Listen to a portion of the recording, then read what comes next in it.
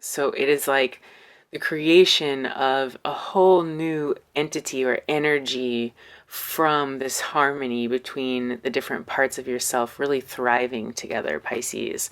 Hey Pisces, Bailey B hanging out for another intuitive reading to help you explore your subconscious and see what's going on.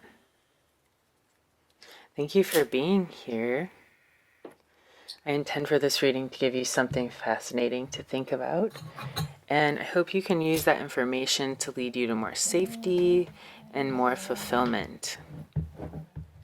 I want you to check in with your own intuition to see what feels true and only pick up what's resonating with you. Today I have the Yogic Path Guidebook and some traditional Rider-Waite cards. Hope you're doing well, Pisces. If you can, comment, hit the like button, share this video with a friend to help me grow the channel. We're trying to get to 1,000 subscribers, and one of my subscribers will also win a free reading. At that time, we'll do some celebrating. So, Pisces, what are we getting into today? What does Pisces need to know or focus on today, or when they see this reading? We have Parvati, gorgeous, gorgeous card, crystal, violet, two figures holding hands, mirroring one another. A lot of repetitive fractal patterns here. Some really gorgeous imagery. I love the purple and pink. Parvati is the goddess of devotion, love, and yoga. You pull upon Parvati when you've taken immense action towards becoming your highest self. Congratulations, Pisces. In Hindu mythology, Parvati was in love with unattainable Shiva, who was deep in the mountains practicing yoga and detached from the material world. She knew he needed the feminine to bring him down to earth, but he was totally inaccessible. Instead of begging and pleading, Parvati decided to become her highest self and seek enlightenment through yoga. Her family objected, saying women cannot become yogis, but she headed to the mountains anyway, where she stood in a frigid stream, balancing on one leg for uncountable months or years. Eventually, Shiva felt her immense energy and fell in love with her because of her strength and determination. Parvati represents commitment to practice, unbreakable willpower, and the power of self-transformation. Continue your journey toward enlightenment. Wow, what a beautiful and heartbreaking story. Just super inspiring. I love the impulse for self-betterment when you're having an unrequited love experience. This is really intense motivation if you are looking to, say, get into fitness more and really show yourself what your body can do and get to know yourself more intimately that way. Or your brain, maybe you're learning a new language and really showing yourself how amazing you can be when you put your mind to something. Learning a new instrument. I'm getting sort of any type of new endeavor where we're setting out to really better ourselves from the inside out, and something that we really want to do just for us. Being so amazing and so perfectly aligned with who we are and where we're going, what we want to be, that we actually attract energy to us that we end up being able to either take advantage of or not at that point, because we're so strong. So let's get some tarot cards out, but that energy is just so empowering and amazing. I'm very excited to be reading for it right now. All right, so I'm just going to go stream of consciousness here and pull out as many cards as want to flip out. got the Nine of Pentacles, which is my favorite. Knight of Pentacles. What else do we got here for Page of Pentacles? Ooh, this is a Pentacle reading. We've got the Queen of Swords and the Knight of Cups. So some air energy here. What else we got? What other messages for Pisces? Get a hold of this better. What other messages? Oop, there we go. Four of Cups. Wow. At the end of the story here, we have this cup being offered. So I don't want to skip to the end before we get to the beginning, but that's really interesting to me. We start with all this golden light, all this pentacle energy, and it transforms into this air energy with blue skies, clear blue skies, and an offer from the universe. And then we've got the Two of Cups on the back of the deck. And look how much this card mirrors this card here. It's like there is this knowing of yourself so intimately that you're actually like giving and taking from different parts of yourself. There's like different pieces of our psyche, right? There's the nurturer, like the parent in us. There's the child in us that comes from all those memories from when we were very little.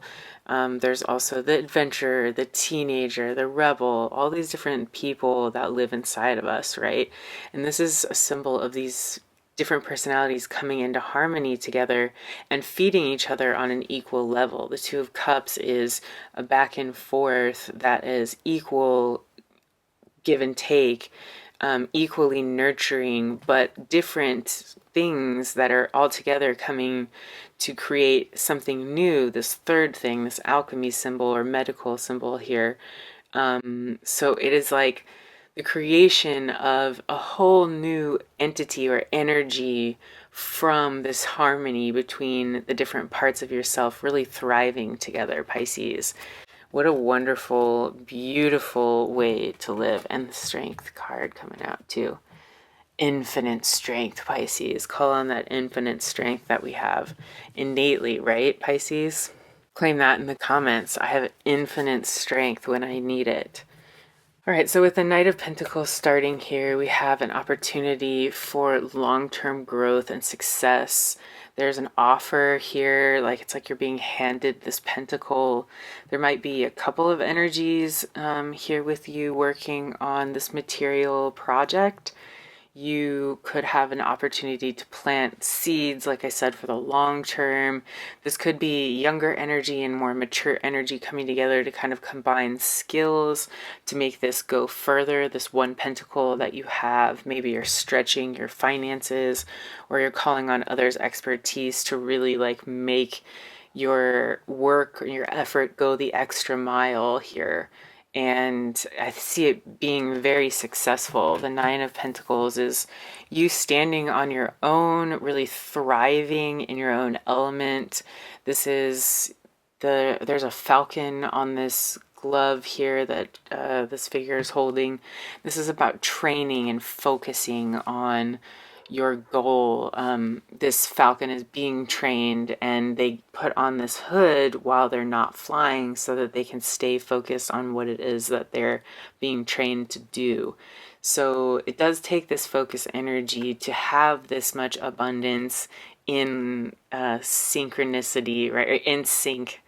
Have it all on lock and like keep it thriving, right? It takes a lot of work to keep this beautiful space that this person is living in, growing and thriving and sustaining it. So the snail energy is here. If you can see this little guy, and I always think, excuse me, it's a reminder to slow down and to take a deep breath, maybe clear your throat a little bit and take things at a slower pace. And as we move forward, I see us growing into, very gracefully this new movement of this new idea.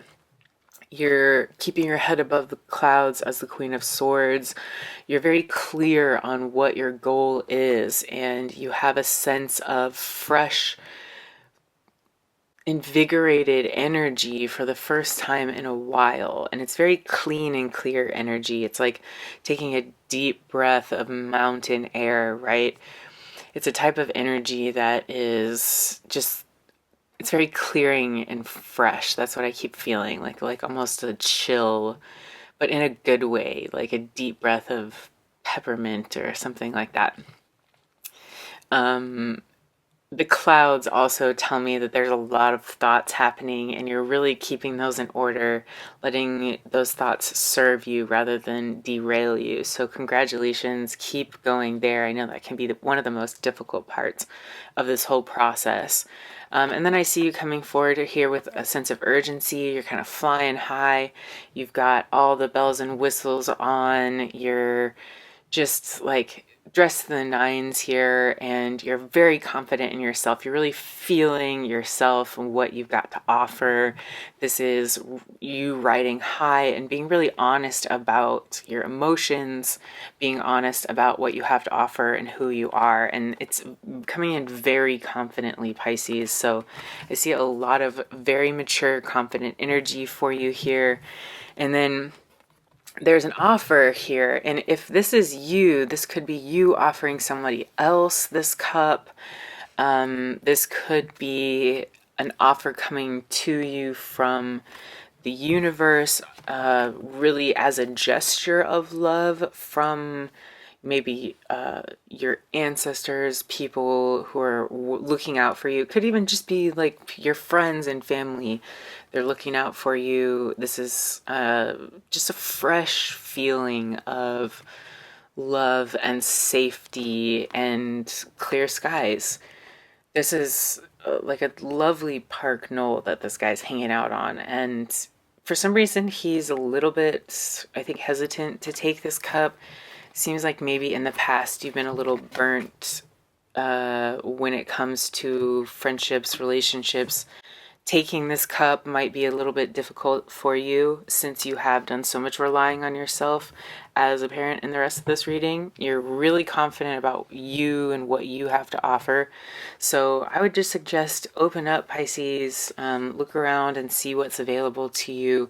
And when you see a wonderful offer coming from the cosmos, essentially, or the synchronicities in your life, go ahead and feel free to take it, Pisces. It's yours.